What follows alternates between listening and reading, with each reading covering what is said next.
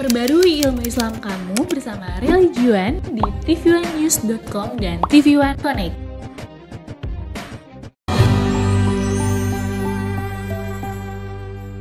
Bismillahirrahmanirrahim. Assalamualaikum warahmatullahi wabarakatuh. Innal hamdalillah nahmaduhu wa nasta'inu wa nastaghfiruhu wa na'udzubillahi min syururi anfusina wa min sayyiati a'malina. Man yahdihillahu fala mudilla lahu wa may yudlil fala hadiyalah.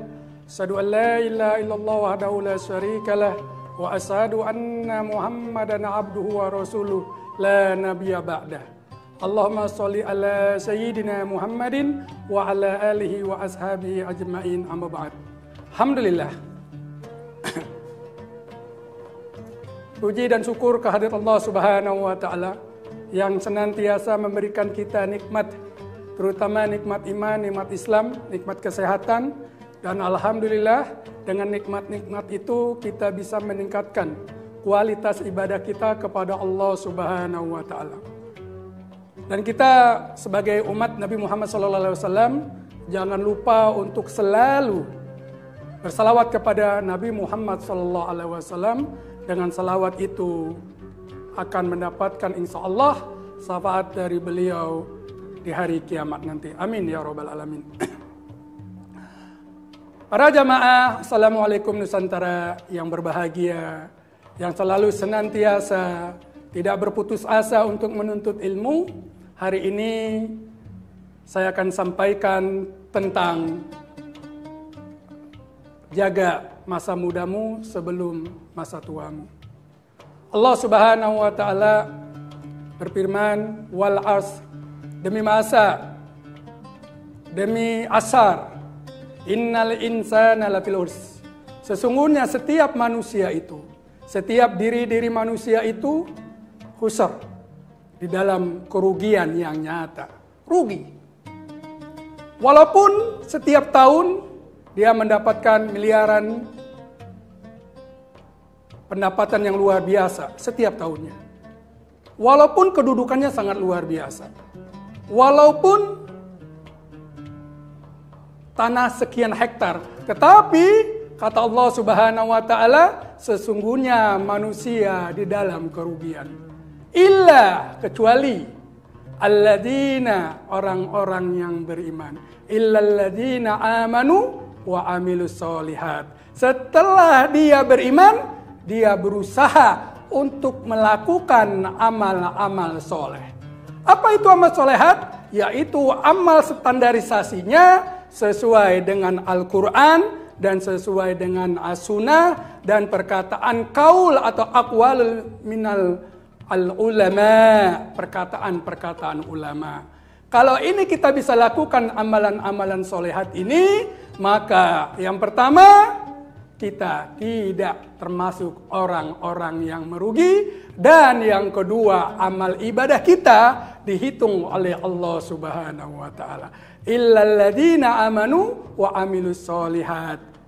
Apalagi amal soleh itu contohnya, wa tawassaw bil haq wa tawassaw bil sabr. Yaitu saling menasehati di dalam al-haq, di dalam kebenaran. Al-haqqu mir rabbik. Kebenaran itu datangnya dari Tuhanmu. Ketika kita paham bahwasanya ini adalah kesalahan, maka harus kita perbaiki. Harus kita islah. Kenapa? Karena nanti kalau kita diamkan, kemaksiatan itu akan berdampak lebih masif di dalam kehidupan kita. Kalau sudah masif, sudah besar, maka effort yang kita akan lakukan lebih besar lagi. Kemudian watawassaw bis sabr, dan kita memberikan nasihat kepada orang-orang di sekeliling kita dengan nasihat-nasihat penuh dengan kesabaran. Jadi sabar itu tidak ada batasnya.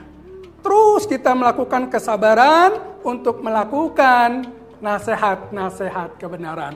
Jadi ada 4 kunci bahwasanya orang itu tidak akan merugi di pandangan Allah Subhanahu wa taala. Yang pertama yaitu beriman. Alhamdulillah kita sudah beriman. Tapi iman saja tidak cukup, harus melakukan amal soleh. Amal soleh itu banyak sekali yang kita lakukan. Kemudian yang ketiga, yaitu melakukan nasihat yang benar, yang hak. Yang keempat, sabar dalam menyampaikan nasihat-nasihat kepada saudara-saudara kita.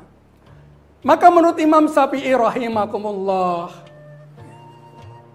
apabila Allah tidak menurunkan hujjah atau ayat-ayat lain selain surat Al-Asr ini, maka ini sudah cukup, manusia sudah paham fungsi kehidupannya di muka bumi ini. Lauma anjalallah hujjatan ala khulqihi illa hadhihi surah lakafathum. Kalau seandainya Allah Subhanahu wa taala tidak menurunkan hujjah surat-surat lain dari Al-Qur'an untuk makhluknya, maka surat ini sudah cukup menjadi hujjah yang kuat fungsi kita sebagai khalifah di muka bumi. Maka daripada itu khususnya yang kami sampaikan untuk hari ini adalah orang-orang muda. Rasulullah Shallallahu Alaihi Wasallam bersabda, "Iktani khamsan qoblal khamsin." Jaga 5 perkara sebelum 5 perkara yang lain datang menghampiri kehidupanmu. Yang pertama yaitu sababaka qabla haramika. Yang kedua, wasiataka qabla saqamika. Yang ketiga, waginaka qabla fakrika. Yang keempat yaitu wafarokika qabla suklika. Yang kelima yaitu wahayataka qabla mautika. Hari ini kita akan bahas yaitu hadis pertama, sababaka qabla haramika. Masa mudamu sebelum masa tuamu yang kamu akan alami. Ma'asyiral muslimin, para jamaah, assalamualaikum Nusantara. Setiap kita secara sunatullah akan mengalami fase-fase kehidupan, fase anak-anak, fase bayi, fase anak-anak, fase remaja, fase dewasa, orang tua, kemudian kita menjadi sangat tua. Ini fase yang akan kita alami dan ini adalah sunatullah yang tidak satu orang pun dapat mencegah sunatullah ini. Kemudian masa muda kita ini harus kita jaga. Alhamdulillah kita masa muda, masa yang kuat. Tetapi lebih baik kekuatan kita ini kita laksanakan ibadah kepada Allah Subhanahu wa taala. Dan kita jangan mengandalkan kedua orang tua kita sebagai orang muda. Ada mahfuzat mengatakan, peribahasa bahasa Arab, laisa fata, bukan seorang pemuda, mayyaqulu kana abi. Ini loh bapakku, ini loh orang tuaku. Bukan, itu bukan Islam, ajarannya bukan. Bukan seperti orang itu masa muda kita. Bukan itu yang kita akui.